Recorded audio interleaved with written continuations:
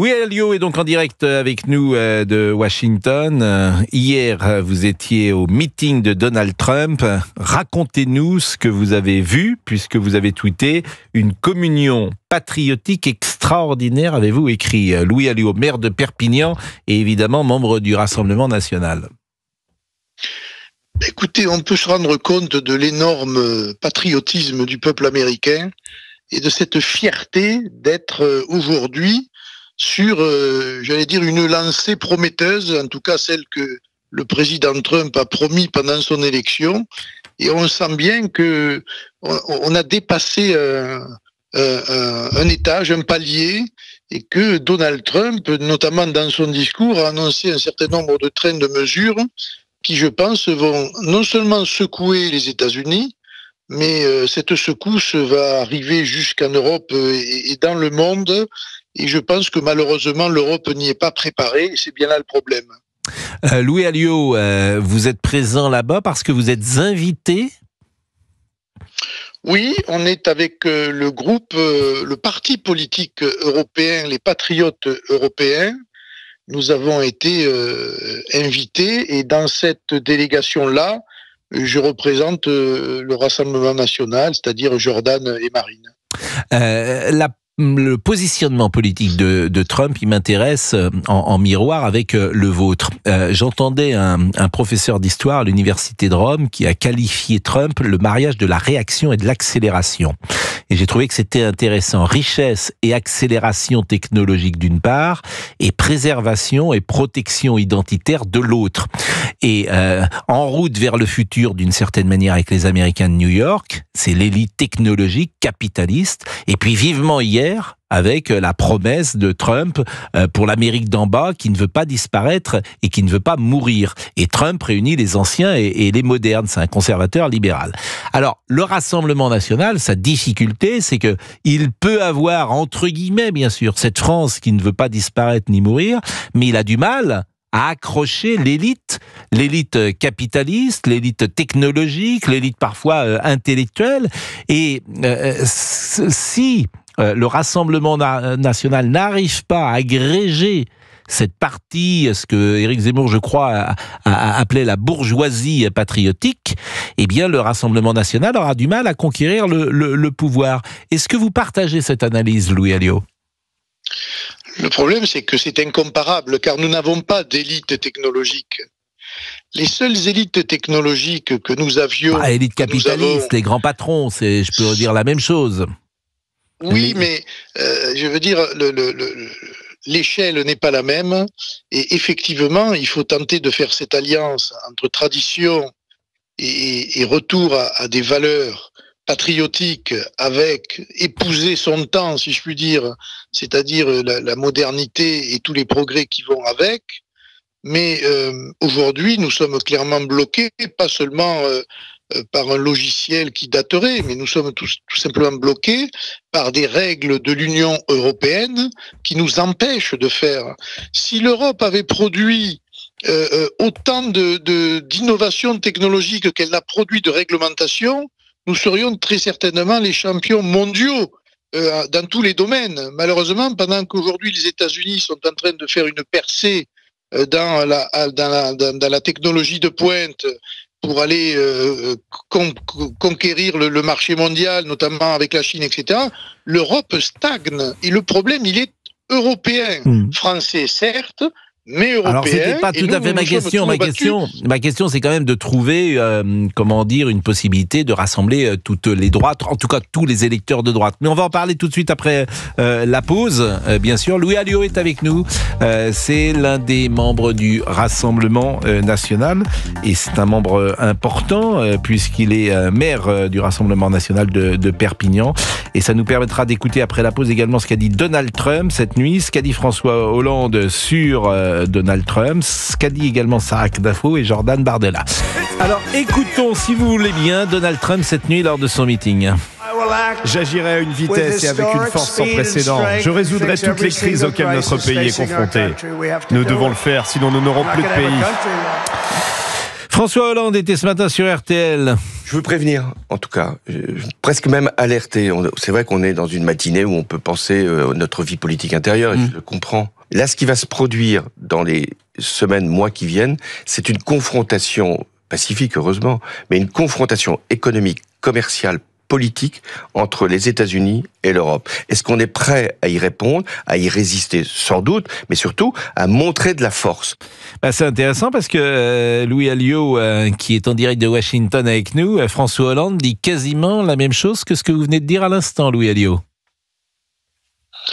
Oui, vous savez, Trump, ce matin, il va signer 200 décrets présidentiels qui vont d'abord éliminer des décrets de Joe Biden, et puis prendre un certain nombre de mesures d'abord intérieures, et puis ensuite destinées à la politique étrangère et à la politique commerciale. Mais il défend ses intérêts, il défend la grandeur des États-Unis, et nous, malheureusement, on a oublié notre mission de défense de l'intérêt supérieur du pays et même du continent. Et je pense que dans la classe politique actuelle, nous ne sommes pas nombreux à mettre la politique française au cœur de la politique tout court. Et c'est pour cela d'ailleurs que les Français se tournent vers nous. Il faut continuer à le faire, mais il faut aussi, j'allais dire, contaminer l'Europe pour que l'Europe soit fière de sa civilisation, de sa culture, et qu'elle ait aussi cette fierté de défendre cet héritage culturel, cet héritage patrimonial et religieux, parce que sinon, nous disparaîtrons tout simplement. Louis Alliot, en direct sur Europe 1 avec nous à 11h50. Écoutons à présent ce que disait Sarah Knafo, députée européenne Reconquête. Elle était hier soir sur Europe 1 avec Pascal de la Tour du Pin. Et à ce moment-là, il avait dit à Éric Zemmour, vous verrez dans une vie politique, surtout quand vous êtes nouveau en politique, comme il l'est, comme Donald Trump et Éric Zemmour le sont tous les deux, vous verrez qu'on vous reprochera votre brutalité, votre radicalité, parce que vous voulez dire la vérité. Et lui avait-il dit, si j'ai un seul conseil à vous donner, c'est de rester vous-même, de ne jamais tenter de plaire au système médiatique, parce que de toute façon, vous ne leur plairez pas. Restez vous-même, continuez et ça marchera. Ça, c'est pas un mauvais conseil, bien évidemment. Mais ce qui m'intéresse, Louis Alliot, dans la question que je vais vous poser, c'est qu'il y a 3 courants de la droite qui sont représentés à Washington. Il y a le Rassemblement national avec vous, il y a Reconquête qui est présent avec Éric Zemmour et Sarah Knafo, et il y a également Marion Maréchal qui a fait le voyage. Mais j'ai envie de dire, chacun de ces 3 courants est dans son couloir, chacun est dans son avion. Et Trump a réussi ce que précisément vous n'arrivez pas à réussir. Et on revient à la question originelle, c'est-à-dire qu'il y a un moment, tous ces gens, s'ils veulent partager, s'ils veulent gagner, comme il y a quand même des passerelles sur le plan des idées, bien ces gens doivent trouver peut-être une manière de pouvoir se parler, Louis Alliot. Mais vous savez, Trump, au départ, il a quand même poussé dans les cordes le parti républicain qui le soutenait du bout des lèvres. Et c'est l'électorat qui a contraint le parti républicain à soutenir Trump, et finalement, c'est Trump qui a pris le parti républicain. Et on est un peu en France aujourd'hui dans cette configuration-là, parce que personne ne veut de nos idées, et ce sont les électeurs qui, petit à petit, sont en train de nous installer. Il y a beaucoup de gens qui veulent vos idées. Élection après élection. Il y a beaucoup de gens qui veulent vos idées. J'ai entendu Monsieur Tanguy parler de Monsieur Retailleau la semaine dernière à l'Assemblée nationale. Il lui faisait même grief de prendre les idées du Rassemblement national. Oui, mais ça fait longtemps qu'un certain nombre de politiques prennent les idées du Front National ou du Rassemblement National, mais ne les appliquent pas. Et le problème français, il est là, c'est qu'il y a beaucoup de com et peu d'action.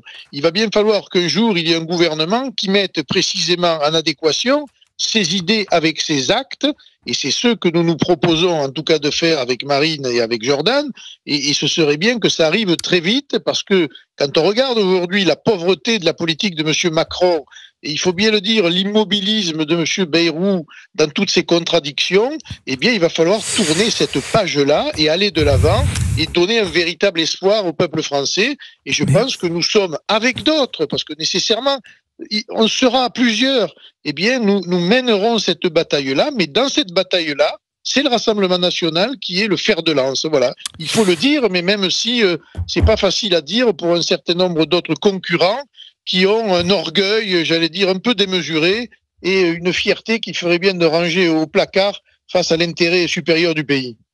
Merci beaucoup, Louis Alliot. Vous allez avoir une journée. Alors, quelle heure est-il là? Il doit être 6h de moins, c'est bien ça, à Washington? Il est quelle heure, Louis Alliot? Il est 6h de moins, il est 6h du matin. 6h du matin, vous êtes arrivé quand à Washington? Je suis arrivé avant-hier soir. D'accord. Voilà. Et vous repartez demain, sans doute? Demain soir, oui. Bon, écoutez, vous nous raconterez, peut-être qu'on pourra vous appeler d'ailleurs demain matin pour avoir quelques échanges encore et quelques témoignages, puisqu'ils ne sont pas si nombreux. Oui, parce que la cérémonie va très certainement pas se passer de la manière dont elle devait se passer, et il y a un risque quand même de huis clos. Ah bon?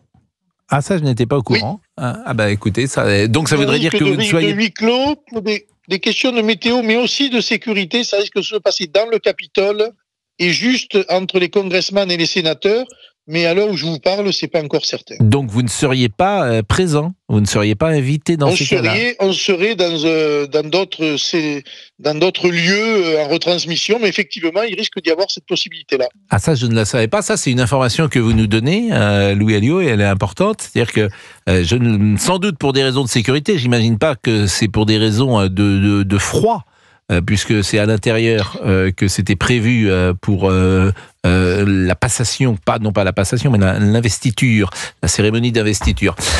Merci en tout cas, et on essaye effectivement, on essaye ici avant 13h, on a une information là-dessus. Évidemment, on vous rappelle, Louis Alliot, parce que c'est effectivement important d'avoir cette information.